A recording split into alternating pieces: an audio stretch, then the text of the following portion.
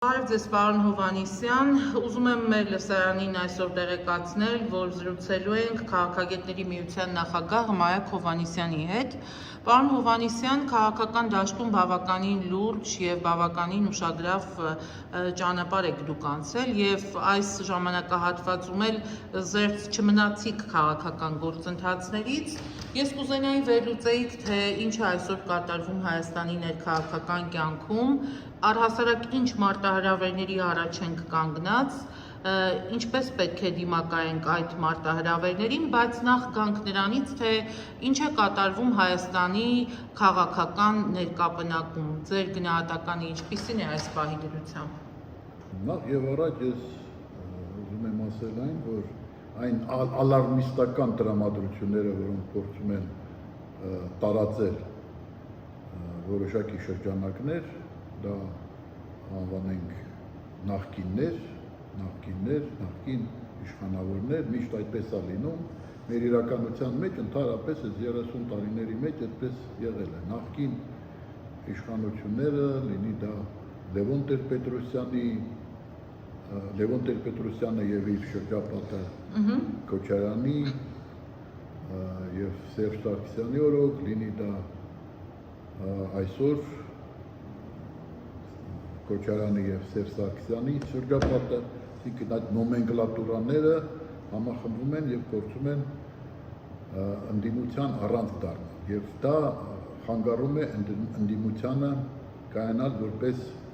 ոչ թե անցյալին նայող ուժ, այլ ապագային նայող ուժ, հասկանում եք, այդ ծանրաբեռնվածությունը նախկիններով, որը հատուկ էր մեր 30-ամյա զարգացումներին, այդպես է եղել, իսկապես, որ կենտրոնացել են այն ուժերը, որոնք նախկինում ունեցել են իշխանություն, փորձ անելով վերադարձնել այդ կորսյալ իշխանությունը։ Եվ մեր իրականության մեջ կարծես սա մի փոփ է, որի վրա կանգնում ենք որպես հասարակություն, ընտրությունից ընտրություն եւ չենք կարողանում այդ կախարդված շրջանակից դուրս գալ։ Այսինքն ընդդիմությունը պետք է լինի ոչ թե նախկիններից, բաղկացած նախկին իշխանավորներից, այլ նոր ուժ, խոսքը այն մասին չի, որ կան անփորձ մարդիկ եւ ասեն, որ մենք ընդդիմություն ենք, ոչ։ Իսկ ովքեր պիտի գան, պարոն Հովհաննիսյան։ Ոչ, ես այսպես ասեմ, հետեւյալը, նախ պետք է անձնավորված պայքար չլինի, երբ որ մեր իրականության մեջ միշտ ընդդիմությունը կազմավորվել է նախկիններից եւ անձերի շուրջ առանցքում եղել են նախկին ղեկավարները եւ նրանք նպատակ են հետապնդել պարզապես գրավել իշխանությունը չփոխելով համակարգը, այն համակարգը, որը ինքը այդ համակարգի հիմնադիրը անվանել է ավազակապետություն, ավազակապետական համակարգ։ Լևոն Տեր-Պետրոսյանը այն անձնավորությունն է, ով ամենաճշգրիտ գնահատականն է տվել իր իսկ կողմից հիմնադրված քաղաքական համակարգին, անվանելով այն ավազակապետություն։ Եվ հիմա էլ ենք ներկա պահին ավազակապետության մեջ ապրում։ Բայց հիմա փորձեր են արվում օլիգարխիկ հենասյուները այդ համակարգի, օլիգարխիկ հենասյուները հեռացնելու, կազմալուծելու փորձեր են արվում, Այդ փորձը անում է երկրի վարչապետը, ներկայիս վարչապետը, դա փաստ է, որ դա աննախադեպ իրավիճակ է, որը 30 տարի չի եղել, որտեղ մենք տեսել ենք հետևյալը, հասկանում եք, դուք չեք կարող մատնանշել մի իրավիճակ, երբ օրինակ Լևոն Տեր-Պետրոսյանը պատասխանատվության կանչի նախկին հանցագործ, ինչպես իրենք էին ասում, կոմունիստական ռեժիմի հայտնի կաշառակերներին, ինչպես իրենք էին բնութագրում։ Այդպիսի բան չեղավ, տեղի չունեցավ, այսինքն նրանք կարծես տեղի ունեցավ, ես կասեի այսպես, սահուն անցում, որի ընթացքում Լևոն Տեր-Պետրոսյանի եղբոր միջոցով ինտեգրվեցին նախորդ շրջանի կոմունիստական դեմքերը իշխանության մեջ, բայց սա փաստ էր, այսինքն որևէ փորձ, ես չեմ ասում վհուկների որս սկսելու, չէ, բայց իրականում ասելու, թե ում նկատի ունեի, երբ որ փորձում էին, որովհետև այդ նույն կոմունիստական ժամանակաշրջանում եղել են շատ ազնիվ կոմունիստներ եւ եղել են իսկապես կաշառակերներ։ Այդ զտումը տեղի չունեցավ։ Այդ զատիկը չեկավ։ Հիմա շատերը քննադատում են։ Հետո տեղի ունեցավ ինչ։ Եկավ Ռոբերտ Քոչարյանը, Լևոն Տեր-Պետրոսյանը մասնակցեց նրա ինագուրացիային, չնայած ընտրությունները կեղծվել էին 98 թվականին Լևոն Տեր-Պետրոսյանը մասնակցել է Քոչարյանի ինագուրացիային։ Մենք չէինք գնացել։ Կարեն Դեմիրճյանը, ես, որպես նրա աջ ձեռքը եւ խորհրդականը ամբողջ ընթացքում, ով ամենակարևոր Դեմիրճյանի կողմից առանձնահատուկ կարևորվող գաղափարական ծրագրային հարցերում ուրեմն այդ ուղղությունը վերցել էր իր վրա։ Մենք չենք գնացել ինագուրացիա, քանի որ կեղծված էին։ Բայց Քոչարյանը գնացել է, Լևոն Տեր-Պետրոսյանը գնացել է Քոչարյանի ինագուրացիային։ Մյուս կողմից Քոչարյանը Լևոն Տեր-Պետրոսյանի կադրերին բոլորին տեղավորեց, ոչ թե բոլորին, բայց ինչպես մեծամասնությանը։ Այո, մեծամասնությանը եւ նրանք ինտեգրվեցին իր կառավարման ժամանակաշրջանում։ Դուք եթե վերցնենք այդ տասամյակները Տեր-Պետրոսյանի, Քոչարյանի, Սերժ Սարգսյանի, մենք կտեսնենք, որ նույնիսկ գյուղապետերին, թաղապետերին չէին պատասխանատվության ենթարկում։ Որևէ նախարար ես չեմ հիշում, որ Քոչարյանի օրոք որևէ նախարարի կանչեն պատասխանատվության։ Բայց մենք գիտենք, որ կոռուպցիոն համակարգ է գործում։ Բայց որևէ մեկին չեն պարզապես չեն գործ հարուցել որևէ մեկի դեմ։ Չեմ ասում, որ հարուցել են, բայց դարակներում մնացել է տարիներով կամ նկատի ունեմ մենք որևէ չենք կարող ասել, ասենք Քոչարյանի օրոք որ մի նախարարն է դատվել, կամ թաղապետն է դատվել, կամ նույնիսկ գյուղապետն է դատվել, չարաշահումների համար որևէ լուրջ դատավարություն կամ որևէ լուրջ քրեական հետապնդման ենթարկվել է որևէ մեկը։ Ուզում եք ասել իրավիճակը հիմա փոխվել։ Բարձրաստիճան պաշտոնյաներից, չէ, օբյեկտիվ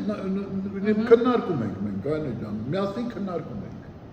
Այսինքն իրավիճակ է հիմա փոխվել։ Որևէ մեկը եղել է, որ ենթարկվի, Գուցե շատ այսպես հազվադեպ դեպքեր եղել է։ Հասկանում եք, այնուամենայնիվ մենք տեսնում ենք, որ ստեղծվել է հակակոռուպցիոն կոմիտե, ստեղծվել է այդ մարմին հակակոռուպցիոն, որը զբաղվում է եւ այդ մարմինը այնուամենայնիվ գործող թաղապետերին, նախարարներին անհանգստացնում է լրջագույն ձևով։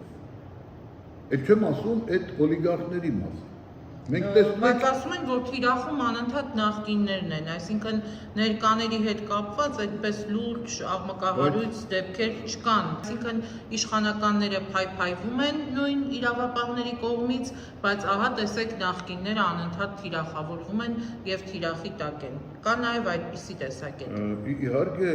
այդ տեսակետը կյանքի իրավունք ունի եւ մենք տեսնում ենք, որ այո կան փաստեր, երբ որ նաև գործող ԿՊ-ի դեմքերից են պատասխանատվության կանչվել։ Եվ նրանք էլ են ասում նաև կոռուպցիոն սկանդալներով շատ-շատերը, թաղային, մարզային իշխանություններ, տարատեսակ պաշտոնուների զբաղեցնող։ Մենք տեսնում ենք, որ նրանց հանդեպ այդքան կոշտ հետապնդումներ տեղի չեն ունենում։ Կողմնապահությունը Այո, զգալի է։ Եվ դա իհարկե լուրջ, բայց եթե համեմատում ենք նախկին շրջանների հետ, նախկինում ընդհանրապես որևէ ուղղությամբ գրակոչ ընդհանրապես որևէ մեկը պետական պաշտոնյաներից չէր ենթարկվում պատասխանատվության որևէ հարցով։ Ընդհանրապես։ Այսինքն, եթե մենք տեսանք, ասենք, Էջմիածնում հեռացրեցին եւ այլն եւ գործահարուցված այդ գործը քննվում է, դուք կարող եք օրինակ բերել, որ Քոչարյանի օրոք կամ Սերժի օրոք որևէ մի ուրեմն քաղաքապետ, թաղապետ եւ այլն պատասխանատվություն կրի չարաշահումների համար։ Ես չեմ հիշում, այսինքն դա մոտավորապես այնպես էր, ինչպես ես կասեի այդպես լճացման տարիներին կոնկուրսի իշխանության օրոք, երբ որ ուրեմն բավարարվում էին սեփական ցանկությամբ աշխատանքից ազատվելու դիմումով, բայց հետապնդման չէին ենթարկվում։ Բայց այստեղ մենք տեսնում ենք, որ այդ հնչեղ գործերը ուրեմն հնարավոր է դառնում, եւ մենք սա պետք է հասկանանք, որ տարբերությունը կա։ Այլ հարց է, որ դա բավարար չի, որ մենք ասենք, որ 8 տարվա մեջ այս ավազակապետական համակարգը կազմաքանդվել է։ Ոչ, շարունակում է գործել։ Այդ ավազակապետական համակարգը շարունակում է գործել, բայց կան միտումներ, որոնք ցույց են տալիս, որ ուրեմն հասարակության տրամադրությունների ֆոնի վրա, սպասումների ֆոնի վրա, ինչու, որովհետև հասարակությունը իսկապես սպասումներ ուներ, որ այդ համակարգը ակտիվ քայլերով կկազմալուծվի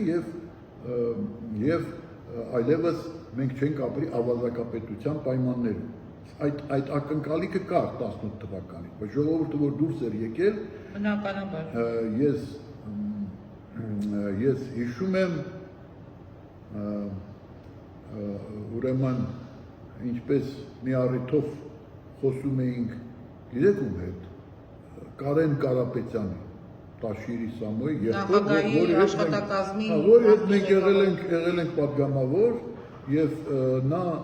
ընդունեց, ասեց իսկապես ճիշտ ես ասում, վերջապես ժողովրդի մարդկանց դեմքերի ժպիտ եկավ, մարդկանց դեմքերին ուրախություն տեսանք։ Այսինքն դա 18 թվականի, երբ որ Նիկոլ Փաշինյանը անմիջապես հետո է, երբ որ հրաժարական տվեց, սա Կարենի գնահատականն էր, մենք զրուցում էինք պատահական, այսպես մի առիթով հանդիպել, առնչվեցինք։ Կարող ենք ասել, որ ողջունում էր Կարեն Կարապետյանը Նիկոլ Փաշինյանի հաղթանակը կամ այսպես ինչպես կարելի է ձևակերպել։ Այդպես էլ կա։ Դա ինձ այդ խոսակցության մեջ ասում է իսկապես ժողովրդի դեմքերին ուրախություն եկավ, որ մռայլ էին, մտահոգ էին, տագնապահար էին։ Սա կարևոր արձանագրում է։ Հա, կարևոր արձանագրում է, իմ բոլոր արձանագրումներ են կարևոր։ Ես գիտեմ։ Հա, ես սովորական բաներ չեմ։ Պարոն Հովհաննիսյան, քանի որ մենք այսօր մի քիչ ոչ սովորական հարցեր քննարկելու ենք դեռ, ես կուզենայի մենք անդրադառնայինք նաև այն թեմային, դուք գիտեք, որ մամուլի կիզակետում, թեժ քննարկումների կիզակետում շարունակում է մնալ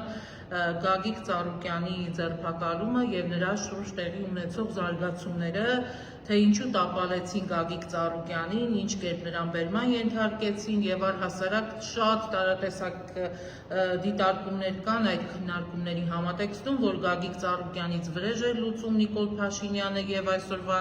իշխանականները, սա ավելի շատ նման է վրեժխնդրության, ոչ թե կոնկրետ իրավական այսպես պատասխանատվության դաշտ է նրան տեղափոխել կամ տեղափոխում։ Մի խոսքով շատ հակասական կարծիքներ կան եւ ամենակարևորը, որ ինչպես կարելի է մի քիչ այսպես ավելի լիրիկական զեղումների կոնտեքստում ասեմ, որ ինչպես կարելի է օրինակ մեծն բարերար Գագիկ Ծառուկյանին օրինակ ինչու պետք է կալանավորել եւ ենթարկել քրեական պատասխանատվության, չէ՞ որ նա բարերար է եւ նրան ուղղակի չէր կարելի դիպչել որևէ կերպ։ Ես կուզենայի ձեր գնահատականը լսել։ Բայց ինչի համար պետք է հենց Նիկոլ Փաշինյանը վրեժ լուծի Գագիկ Ծառուկյանից, թե Բարգավաճ Հայաստանը մաս է կազմել այն կոալիցիային, որի ձայներով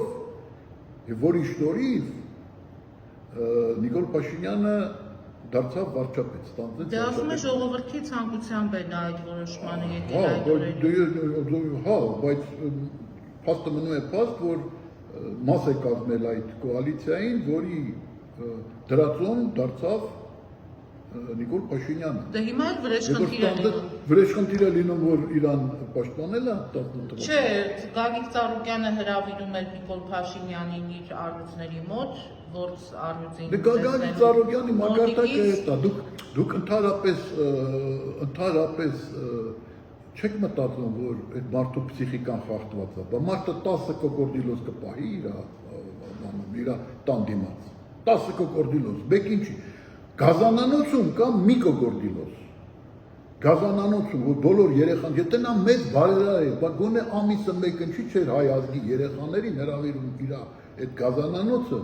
որպեսզի այդ 10 կոկորդիլոսները տեսնեն ոչ միայն իր երեխաները, թոռները, այլ նաև հայ ազգի երեխաները, թոռները, չէ, այն Տաշիրի Սամոն զրկեց մեր երեխաներին հնարավորությունից կրկեսում, այրուց տեսնելու հնարավորությունից, ասեցին Եվրոպան չի ընդունում գազանների։ Մենք որ գնում ենք Գայանե, հիշում ես, որ փոքր էինք, որ երեխա էինք, որ գնում ենք կրկես, ինչի համար էինք գնում, որպեսզի մեր քամակներ տեսնենք, կներեք արտահայտությանը։ Ոչ, գնում ենք գազանների։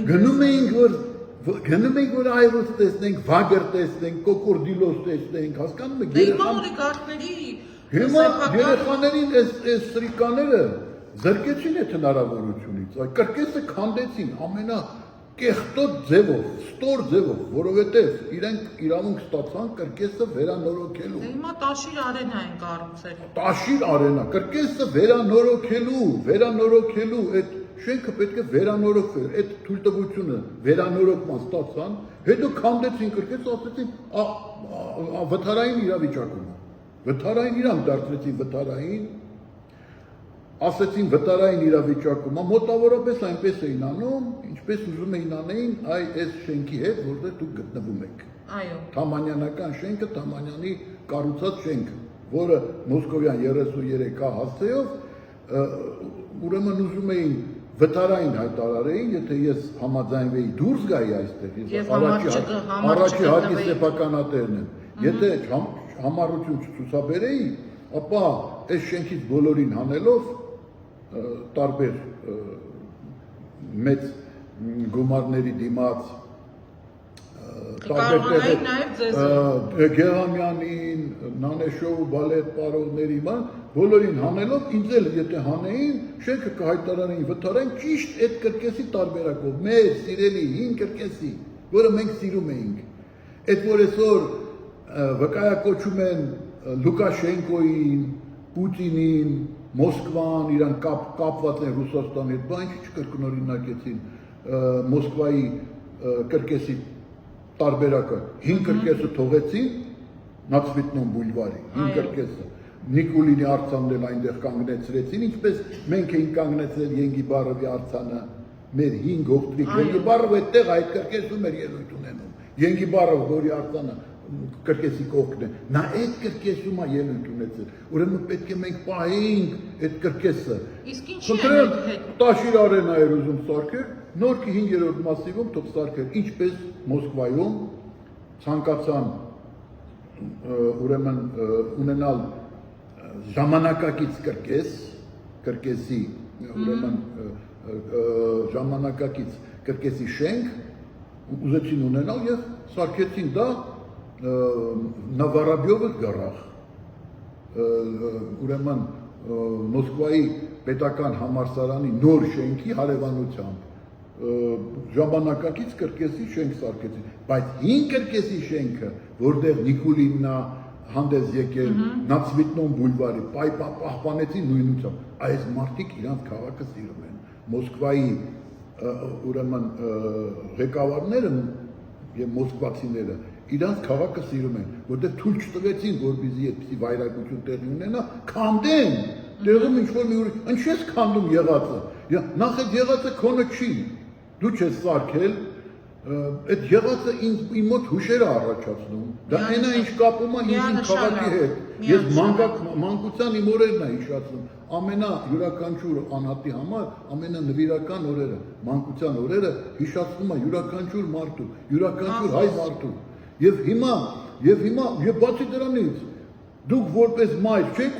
ուզենա որպեսզի ձեր երեխաները ուրեմն թորները գնան այն կրկեսը, որը դուք եք գնացել։ Ախոս։ Որ էլ չեմ ասում, որ այս բակերը, որ բոլորը ավերել են։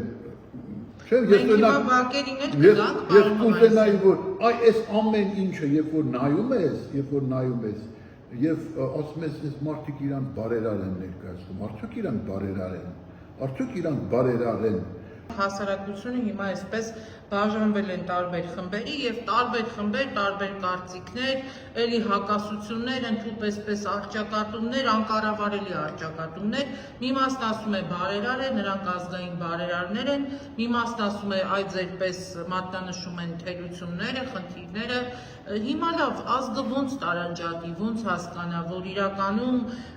թեկուզ եթե անգամ մի բարի գործ են արել, բայց եթե կա խնդիր, կան այնպիսի խնդիրներ, որոնք պետք է օրինակ քրեական պատասխանատվության դաշտ տեղափոխվեն, նաև պետք է այդ գիտակցումը, չէ, մենք կարողանանք ունենալ, որ կա քրեական պատասխանատվության դաշտ, եթե այդ բարի գործած մարդիկ, բարիք ստեղծած մարդիկ, նաև օրինակ ասենք որևէ այսպես ապօրինություններով են աչքի ընկել կամ չգիտեմ, տարատեսակ դրվագներով են անցնում խարդախության, մեկենայությունների եւ այլն։ Ես արդեն ասացի, ինչ բարերարի մասին կարող է խոսք գնալ, եթե օրինակ բերեմ, չէ, ես դա ասում են օգնել են ընտանիքներին են օգնել, ծերերին, մամուկներին, սոցիալական տարբեր թիրախային խմբերի։ Ես կոնկրետ օրինակ եմ բերում։ Ուրեմն ամիսներ շարունակ, եթե չասեմ տարիներ շարունակ։ Ուրեմն Ջոն Կիրակոսյանի կնոջ եղբայրը այստեղ պարկած էր Մոսկովյան 33 հասցեով, 31 հասցեով, սա Մոսկովյան 33-ն է, որտեղ մենք գտնվում Մոսկովյան 31 հասցեով։ Ձեր հարևանությամբ։ Այո, մեր հարևանությամբ։ Այգու դիմաց։ Բելետաժ ռեստորանի, որը պատկանում էր, հիմա չգիտեմ, սեփականատերերը անընդհատ փոխվում են, արկուվաճառքը անպակաս է մեր երկրից, շուկայական է դարել ամեն ինչը։ Բայց այն ժամանակ Էդիկ Աղաջանյանն էր պատկանում էր Բելետաժ ռեստորանը, հենց այդ ռեստորանի դիմաց, Բայրոնի գրադարանի հարևանությամբ, ամիսներ շարունակ, նաև ձմեռային ամենացուրտ ժամանակները, ուրեմն այդտեղ հողի վրա պարկած, մայթի վրա պարկած, օթևանում էր այդ պայմաններում Վիգեն Մամիկոնյան, Ջոն Կիրակոսյանի, որը այդ նույն շենքի վրա դրված է իր հուշատախտակը, կնոջ եղբայրը, որը ժողովրդական արտիստի որդի է, ինքը հին երևանցի է,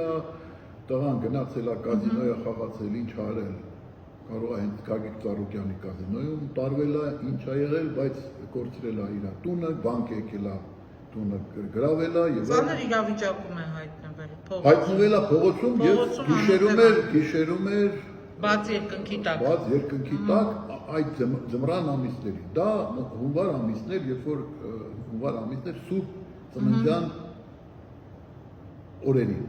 երբ որ ես նոյան տապանով բարձրաձայնեցի այս հարցը, ասեցի այս մարդը մեռնում է, այս ձմեռը բավականին ցրտաշունչ է։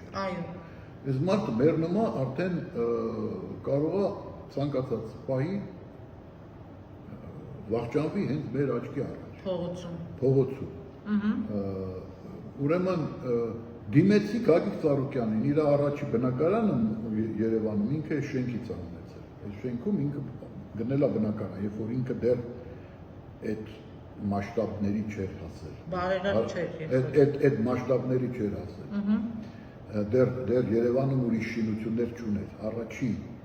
իր ձեռքբերումը եղել է այս բնակարան հենց այդ շենքում։ Այստեղ էլ Ջոն Կիրակոսյանի հարևանությամբ։ Այո։ դիմեցի նրան անվանապես, ասեցի այս մարդը ստեղ ասեցի, արի այս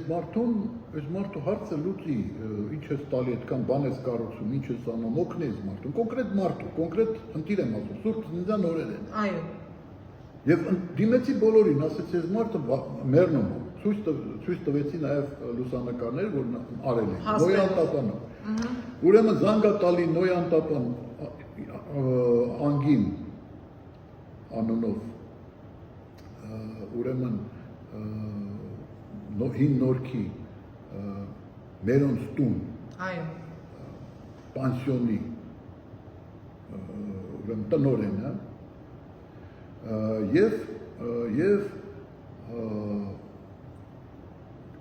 գտնում է ինձ Նոյան Տապանի միջոցով և առաջարկում է իր կողմից, որ անվճար, որտեղ իր այդ պանսիոնում տարբեր մարդկանց, ովքեր մեկնել են արտերկիր աշխատանքների, նրանց ծնողները, ծերերը եւ այլն, նրանց խնամքն է ապահովում գումարի դիմաց, դա մասնավոր ծառայություն է, այո։ Ասեց անվճար պատրաստում են վերցնել, ես կազմակերպեցի դա, այս մարդուն տարան բարի գործ է կարել։ Այս բարի գործ, թող տաներ Գագիկ Ծառուկյանը, որին ես անվանապես, ես անգինին անվանապես չեմ դիմել այդ մերոնի, դրանց գոյության մասին էլ չգիտեի, բայց եկեք ու տեսեք Ծառուկյան Գագիկին ես անվանապես դիմեցի, անվանապես, ինչպես և ասեմ այդ բանին էլ, այդ Աղաջանյանին էլ, որի որովհետև իր օբյեկտի դիմաց է, որը նաև իմ հարևանն է, անվանապես, բայց եկավ այս կինը եկավ և տարավ նրան մինչև ապրիլ ամիս անվճար պահեց իր մոտ, լողացրեցին, ամեն ինչ արեցի, խնամք ապահովեց, այս մարդը փրկվեց, կյանք ենք փրկել, անգինի հետ, այս է բարեգործությունը, կյանք ենք փրկել, այսինքն կյանք է փրկել Նոյան Տապանը, ես և Տիկին Անգինը, վերջ։ Շատ լավ, վերադառնալով Ուրեմն այս օլիգարխներից որևէ մեկը ես դիմում էի այդ օլիգարխների, ես չէի պատկերացնում, որ կարող է գտնվի տենց մի անգին։ Տիկին Անգին ու Մոքին Անգինը, այո։ Անունն էլ արտարացում է։ Ասում որ մենք անգինի հետ միասին մասնակցեցինք ընտրությունների։ Ես էի իմ նախաձեռնությամբ։ Պարոն Հովհաննիսյան, վերադառնալով Գագիկ Ծառուկյանի Այ նրան որպես բարերարի արժեր ձայն տալ, իսկ այդ մարդիկ բարերար, ես նոր ասեցի, եթե բարերար ես, դու գիտես, որ այս երեխաները կարոտ են մի հատ այրուց տեսնելու, մի հատ վագր տեսնելու, մի հատ կոկորդիլոս տեսնելու կրակադիլ գենը, կարոտ են, որովհետև այդ գազանանոցի կոկորդիլոսները, վագրները սատկած վիճակում են, ոչ կերակրում են, ոչ են։ Դու դրանց կերակրում ես միայն քեզ համար, քո երեխեքի համար, բան չի չես, ամիսը մեկ բաց դռների օր հայտարարում, բարերար էիր ամիսը մեկ, չեմ ասում շաբաթը մեկ, չնայած շաբաթը մեկ էլ շաբաթ կիրակի կարելի էր անել, բաց դռների օր հայտարարես, որ մարդիկ գան, սպասում էին այս օրվան, դե հիմա իմացի Գագիկ Ծառուկյան, իմացի շատ արդար է, ու Նիկոլը չի արել դա ասու պատիժնա քո գլխին, պատրաշնչում ասված է, չէ, վրեժը պատկանում ասում, մահկանացու ի վիճակի չի վրեժ լուծել, մարդիկ մտածում են, որ իրանք են վրեժ լուծում, երբեմն, որ իրանք վրեժ խնդիր են լինում ինչ-որ չարի նկատմամբ, Ես գիտեմ, ուսումնասիրում եք Աստվածաշունչ։ Այո, ուսումնասիրում եմ, ես ուսանողական տարիներից, ուրեմն Ձեր ելույթներից հասկացել եմ, պարոն Հովհաննիսյան։ Ես հավատացյալ եմ, և բացի դրան, Աստվածաշնչում դա ասված է, վրեժը պատկանում ասում, թող որևէ մեկը չմտածի, որ ինքը ունակ է ինչ-որ մեկի նկատմամբ վրեժ խնդիր։ Տերը պիտի բարձրանա։ Ոչ, իրա միջոցով Աստված կարող է, իրա միջոցով, բայց ինքը թող իրա վրա չվերցնի նման բան, որ ինքն է դա անում, ոչ էլ Նիկոլն է դա անում։ Ես նորից եմ ասում, այս դրա համար է, հասկանում եք, մի երկրում, որտեղ ազգաբնակչության կեսը աղքատ է, թեժ սնվում է, այս գներն էլ դուք տեսնում եք ինչ վիճակ է, չէ՞։ Սարսափելի։ Ինչ վիճակ է, գները մթերքը, սննդամթերքը և մանավանդ միրգը, մրգի երկիր, ծիրանը 1000 դրամից չի չավ։ Խայտարակ գնային քաղաքականության հետ գործ ունենք, այո։ Սարսափելի բան է, հասկանում եք, և այս պայմաններում, ավաղ, այս պայմաններում դու կերակրում ես 10 այրուց, 10 կոկորդիլոզ եւ դա անում ես զուտ դրա համար, որ դու զվարճանաս։ Բա մի ուրախություն պատճառի քո շրջապատին, դու ինչ բարեր արես։ Այն մյուսը, ես ասեցի, բացի դրանից, սրանք ինչ են արել։ Սրանք արել են հետեւյալը։ Սրանք բսկտել են ազգը։ Ինչպես կխնդրեի մանրամասնեիք։ Բդեշներ են դարձել։ Աբովյանում Գագիկ Ծառուկյան, Տաշիրում Տաշիր։ Մի րոպե, ասում են աշխատատեղեր են ստեղծել, մարդկանց աշխատանքով են ապահովել, բայց ահա տեսնում եք այս մարդկանց, այս բարի մարդկանց, այս լավ գործ արած Բայց մի մարդկանց րոպե տնտեսությունը ո՞նց են կարգի բերել։ աշխատատեղեր են ստեղծել։ Ինչ աշխատատեղեր են ստեղծել։ Բազում։ Ինչ այսքան հնդիկներ որ թափել են ստեղծել։ Չէ, օրինակ Երևանի կոնյակի գործարանը, Արաբ ցեմենտը, Մուրցի Վելենսը եւ այդպես մուրցիներով պայմանավորված մի շարք այսպես տարբեր կենտրոններ, տարբեր արտադրամասեր, տարբեր այսպես ընկերություններ, որը որ պատկանում է Գագիկ Ծառուկյանին եւ այսօր կան մարդիկ, որ ասում են, օրինակ դուք աշխատատեղերով ապահովել եք, ձեզ մարդը կերակրել է, աշխատավարձ է տվել, բայց ուրանում եք եւ չեք պայքարում, օրինակ նույն Գագիկ Ծառուկյանի համար։ Կամ փողոցները չեք փակում։ Հիմա դառնանք այդ ասողներին։ Դառնանք այդ ասողներին։ Այդ ասողների անկեղծությունը, որպեսզի ծանր ու թեթև անենք, մի հատ մեծ հարց տանք։ Այդ ասողները որտեղ էին 15 թվականին, երբ որ Մուկը եւ Սերժը բամփեցին Ծառուկյանի գլխին, ստիպեցին, որ Ծառուկյանը կզի իրանց առջև ու ասի, որ ես քաղաքականությամբ չեմ զբաղվում։ Ու հեռանա քաղաքական դաշտից, թողնի իր կուսակցությունը բրախի, իր ֆրակցիան բրախի, այդ ոնց եղավ, որ այն ժամանակ այդ նույն մարդիկ ցույց տու չանեցին, չմեղադրեցին Սերժին, չհայտարարեցին, որ սա քաղաքական հետապնդում է, որ քաղաքական գործիչ է, որ ուրեմն բարերար է, որ նրան չի կարելի ասել բամպել, ինչ տարբերություն, այն որ Գագիկ Ծառուկյանին գցեցին դենց գետնին, այն որ հանրապետական կուսակցության ամբիոնից բամփեցին գլխին, այդ բամփել գլխին, եթե դա ասում է ազգային ժողովի նախագահան, այդ որ ասում է բամփենք գլխին, դա ավելի ծանր հարված է, քան եթե գցես գետնին ու այդ մարդուն քաշտած գետնով։ Հասկանում եք, որտեղ խոսքը ավելի հզոր է, քան ֆիզիկական ներգործությունը։ Խոսքը ավելի հզոր է։ Ինչ խոսք։ Բա այն ժամանակ ուր էին։ Անժելա Թովմասյանը չի չկանգնեց, չասեց, էս ինչ է կանում մեր մեծ բարերարին։ Այդ ոնց եղավ։ Այդ նույն մարդիկ կային, չէ՞։ Այդ նույն մտավորականները, այդ նույն սպորտսմենները, ինչի նրանց այն ժամանակ չէին կշտաբում։ Ձեր մասնագիտության տեր մարդիկ այն ժամանակ ինչու չէին այդ լրագրողներին, սպորտսմեններին ասում եմ լրագրողներին, մտավորականներին, սպորտսմեններին կշտամբում, որ Գագիկ Ծառուկյանը ձեզ համար այսքան բարեգործություններ արել, այդ երգիչներին եւ այլն տարել աստեղ այնտեղ երկացրել է եւ փողեր տվել, ինչի դուք չեք պաշտպանում այն ժամանակ այդ կշտամբանքի ձայները չէին հնչում, չկային։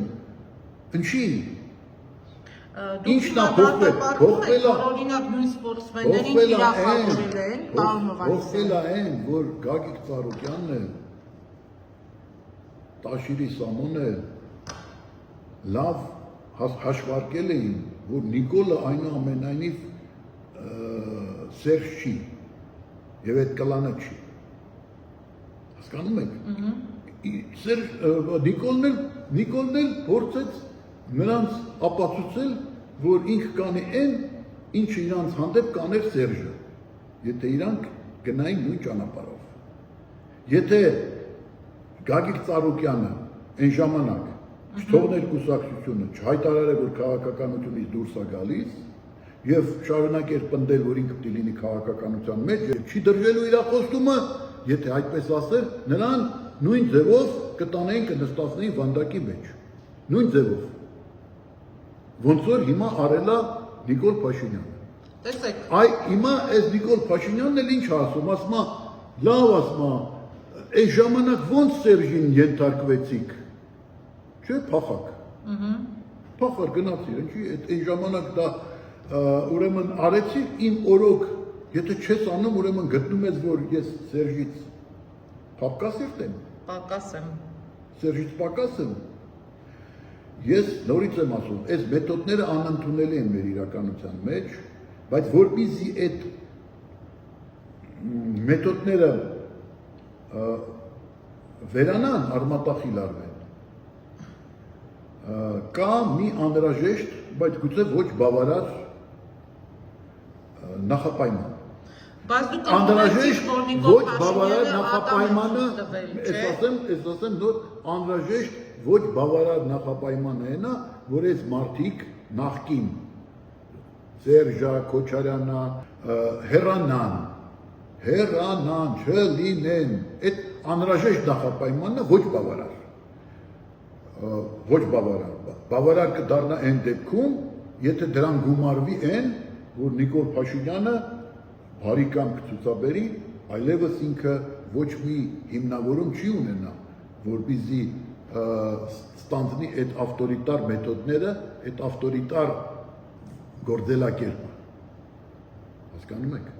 Այսինքն այսպես ասեմ, այնինչ հիմա իրականացվում է Գագիկ Ծառուկյանի շուրջ, այն զարգացումները, որոնք որ տեղի ունենում են, այդ զարգացումների մեջ այդուհանդերձ կա, թե չկա քաղաքական կոմպոնենտ, թե սա զուտ պետք է դիտարկել իրավական գործընթաց, որովհետև տեսեք, դուք նաև ձեր խոսքում նշեցիք այդ նույն կոկորդիլոսների, դրանց չգիտեմ 10 հատ պահելու եւ այլնի մասին, այստեղ նաև կա տեսակետ, որ ասում են այն աստիճան է փորձում Նիկոլ Փաշինյանը վրեժխնդիր լինել Գագիկ Ծառուկյանից, որ անգամ չխնայեցին կենթանական աշխարհին, հա, այսպես ասեմ, եւ թիրախավորվեցին կենթանական աշխարհի ներկայացուցիչները, այսինքն նույն քրեական գործի հետ ինչ կապ ունեին կոկորդիլոսները, չգիտեմ, ձիերը եւ այսպես տարբեր կենթանիներ եւ այլն, որ սոցիալական արդարությունը վերականգնվում է, կոկորդիլոսներով, այո, բոլոր երեխաները, ազգի երեխաները պետք է գնան, զվարճանան եւ եթե Գագիկ Ծառուկյանը բարեր արա, կարող է այդ նույն կոկորդիլոսներին պահի այդ գազանանոցում, կերակրի պահի, գնա, այցելի նրանց, սիրի, բայց գազանանոցում, որպեսզի այդ գազանանոցում բոլոր երեխաները հայ հնարավորություն ունենան ուրախանալու, հասկանում եք, ոչ թե իր թորները, իր այդ կլանի, չէ, իր կլանով, մուկը, այն մյուսը, չէ, գրզոն, բոլորը իրար բարեկամ են,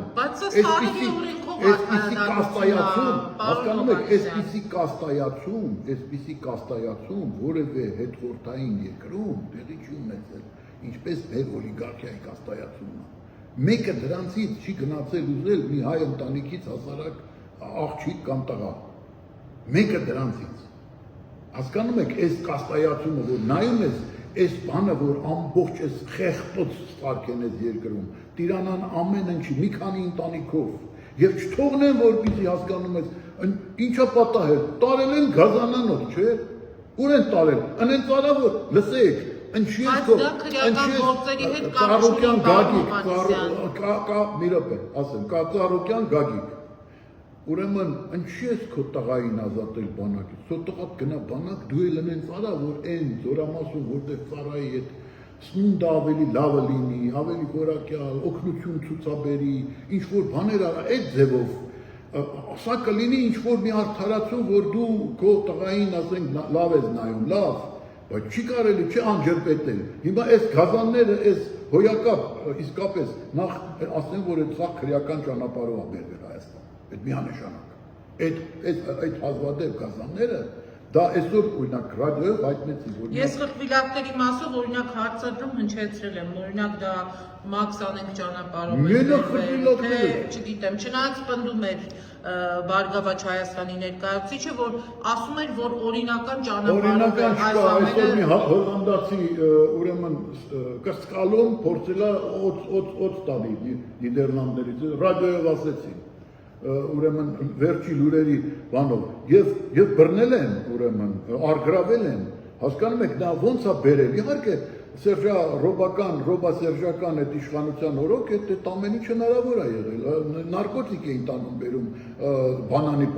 բաներով, արկղերով, բանանի արկղերի մեջ եւ դրանով զբաղվում էր հարկադիր կատարման Պողոսյանը, ուրեմն Կետրինի Միրանը, նա էր զբաղվում դրանով, բայց այդ նարկոտիկ որ տանում այրուցել են տարել բերել, կոկորդիլոսել են տարել բերել, հիմա սոցիալական արդարությունը վերականգնվում է, կոշտ ձևերով, բայց այդ մարդը ասել է ես հեղափոխություն եմ անում, բայց պետք է դա աներ։ Դե ասում են, որ նաև ինչու մենակ Ծառուկյանի առուստերը եւ կոկորդիլոսները, օրինակ շատ այլ օլիգարխներ ունեն նաև նրանք էլ ունեն գազանանոցներ, գուցե մի քիչ այլ կերպ։ Մանվելը ուներ, մեկ էլ որքան ես գիտեմ, Մանվելը ուներ, դրա գազանանոցը ինչ եղավ չգիտեմ, չեմ կարող ասել, բայց այն որ ստեղ վերականգնվում է հեղափոխական մեթոդներով, Մի խոսքով դուք ողջունում եք Ես գտնում եմ, որ վերականգնվում է սոցիալական արդարությունը հեղափոխական մեթոդներով, այո, պետք է ուրախանան բոլոր հայ երեխաները, ինչպես չկա որ ընտանիքներից երեխաները, այնպես էլ հարուստ ընտանիքներից երեխաները պետք է հնարավորություն ունենան, եթե ոչ կրկեսում այդ հնարավորությունը չունեն, գոնե գազանանոցում այդ գազանին տեսնեն, այդ կենթանուն տեսնեն, ուրախանան, դա ամենամեծ ուրախությունն էր, ես ինձ հիշում եմ, իսկապես, ես որ կրկեսի օրներ բտածում էի, ասում էի, տես կոկորդիլոս ցույց կտան, թե չէ, օծ ցույց կտան, թե չէ, որտեղ չես տեսել, կենթանի երեխայի համար նա կյանք է մտնում, նա ուզում է ամեն ինչ իմանա, հասկանում հետարքրասեր է, քեզ ինչ էր պետք, այ տարիքն առած եւ այլն մարդ ես, քեզ պետք էր այդ կազանների հետ խաղալ, այդ երեխեքին է պետք, մի հատ ուրախացրու այս ժողովուրդ երեխեքին, ինչ է պատահել, հիմա տարել են գազանանոց, ասա լավ են արել, որ տարել են, ես գնալու եմ ընդեր դրանց խնամեմ, դրանց պահուստը ապահովեմ, ինձ բաց թողեք, տեսեք ինչ Ձեր կարծիքով երբ ազատության մեջ կլինի Գագիկ Ծառուկյանը 10 ձին,